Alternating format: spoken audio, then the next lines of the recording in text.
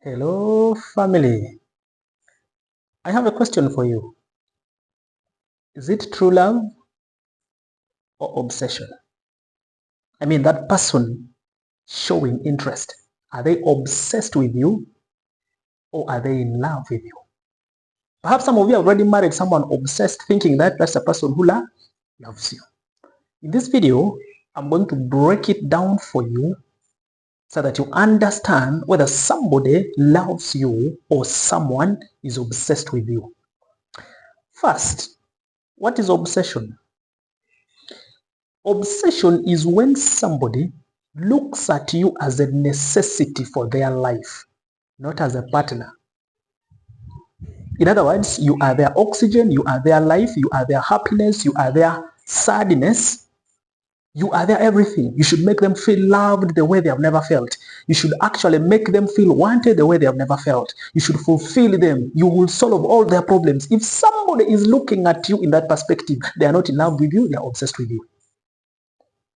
In this era, first of all, it has become increasingly difficult to differentiate between love and obsession because our environment is preaching obsession in the names of love. Look at which kind of movies we watch. By the way, did you know that the marketing strategy for movie industries, listen to me, the marketing strategy for movie industries is called desire-oriented. In fact, they used what we call psychology of marketing. They used human psychology to market. Desire. In other words, the more you watch, the more you want to watch more. So they have to feed your desire. Which desire do they feed? Intensity. I want you to look at the love stories in movies. Movies, television programs, popular songs, I mean, everything around us is preaching obsession. Look at the movies we watch. They present you with a story of love, in quotes, which is filled with intensity, drama, abandonment, suspense, ecstasy, so much emotional thrill. A lot of, second chances, disappearing, ghosting, and there is always too much intensity in the movie. Abandonment, second chances, it's too much drama. That is what sells. They're trying to feed into your desire. So somebody idealizes the picture they see in the movies and they come to real life and they think that is how they should love. Oh my God. For example, that when you love someone, you don't even eat. All you do is think about them. And yet, actually, that is a feature of obsession, not love. Be careful. Now, it is possible that you who is watching this video, you yourself, you are obsessed over someone. It is possible you watching this video right now, someone is obsessed over you. So in either way, I'm going to show you how you know whether you are obsessed with someone yourself or somebody is obsessed with you. Let's start with you who is watching. How do you know that you are obsessed? Number one, are you living for the moment when the person you're chasing after is around? For example, if they appear in the picture, if you're with them, you forget about everything else and your life rotates around them. You are so excited, which is not a problem, but you forget about everything. You lose track of time and everything. You don't follow your schedule. Everything important is at a pause. You're living for the moment. You're spending impulsively. You're doing things impulsively. When you forget about everything when the person is around, it's not true love. Because love operates on time. Love operates with the agreement that we are human beings. There are some things we do. So if somebody says, oh, okay, this is the time we have been together, but now I have to do this. True love says, it's well, we'll catch up another time. But for obsession, no, I don't want anything else right now. It's you, and you. You are my everything. What else do I want? And this guy said very well, let's enjoy the moment. What they're actually trying to say is their lives are useless around something or some other people, but it is important around you. that means you are obsessed with someone. Number two, how do you know you're obsessed with that person? If that person told you it can never happen, or you broke up, but you still chase after them, you're obsessed. 3, if them rejecting you makes you desire them the more, you are obsessed. If they reject you and your excitement translates into anger, you get angry why they can't see your love for them, you're obsessed with them. Those are a few signs to show that you're obsessed with someone. What are the few signs to show that somebody is obsessed with you? If you're feeling suffocated already, I mean, they're not giving you time to breathe. If this person is showing up at your workplace, at your home unannounced, they're obsessed with you. If they are stalking you, they want to see whom are you moving out with? Who are you walking around with? Who is talking to you? Who is on your phone? Who are you talking to on phone? Who is your boss? They are obsessed with you.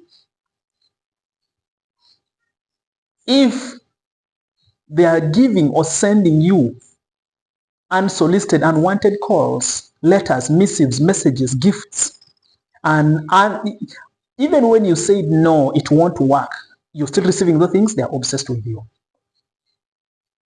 If their interest has translated into anger, if they have ever tried violence with you, if you refused them, or if you objected, they're obsessed with you. If also they threaten to kill their lives or to destroy you.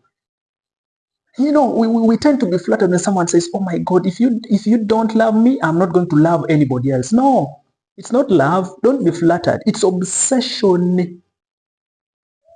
If they say, I will kill myself or I will kill you, it's obsession. And by the way, don't be careful. They will kill you. They will harm you. In fact, if you have ever felt like killing somebody whom you loved, whom you're chasing, and they say no, you better go and see. Go and see a professional. Come and see us. Go and see a psychologist very fast, because you're going, before you really do that, because you can harm someone. Obsession does not care, because it's a deep-rooted feeling of an insatiable need for being needed. It's not love. It's beyond. In fact, you're controlled by impulses, fantasies, and imaginations. So you're not safe, in fact. You're not. Or if you know such a person, that person is not safe. Keep a distance. So if someone obsessive is chasing after you, keep a distance. Keep a distance. In fact, even if it means involving security, police, or anything, do it. Obsessive people are dangerous. They can destroy or harm you. They can vandalize. They can be violent. If you know one, or if you are that person yourself, go see a professional. If you know one person like that, distance them, even if it involves security. I repeat that again. Don't say I didn't warn you. Obsession is very deadly. You are familiar with the story of Amnon and Tamar. The guy even fell sick. Amnon was sick because he was obsessed with half-sister, Tamar. That is what obsessed people do. They fall sick even for you. That's another sign actually. Are you falling sick? Is your thinking, your fantasy for the person you think you love, you're thinking of them, does it alter your functioning habits? Like, does it make you not to sleep? You know, we see in movies when someone is thinking about the person they love, they don't sleep the whole night, they turn in bed all over, you know, they don't eat, they even disappear from home, you know, they start moving around. That is a sheer, clear sign of obsession, not love. Love also says, okay, if it's not going to work out well, it hurts. I hoped it would work out, but it's clear it won't. Let me move on. But with obsession, remember, they see you as a solution to their problem. In fact, you go beyond being a lover, you go to the point of being somebody's medicine for life. That's why they would rather lose you or lose themselves, because you are a drug to them. In other words, what are their lives without you? That's how an obsessed person views you. They don't see you as a partner. They see you as a medicine. That is why this is another reason you can't go around sleeping with people. Some people, when they taste your incense, they become obsessed with you. Some women today, there's a woman who was stalked. She broke up with the guy, but the gentleman couldn't leave her. He shows up. He has so far destroyed 3 weddings of this woman. He has a very mysterious way of showing up during the wedding day and objecting everything, spoiling things. Or he threatens the bridegroom on the eve of the wedding. This is why you should not go around. I normally pity people when you're taking physical intimacy casually.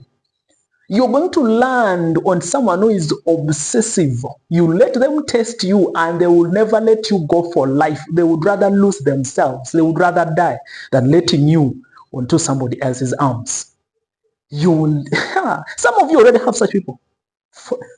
So don't be flattered when someone is talking, oh, they're really so much into me, they really love. No, that's not love. That's obsession. Dangerous.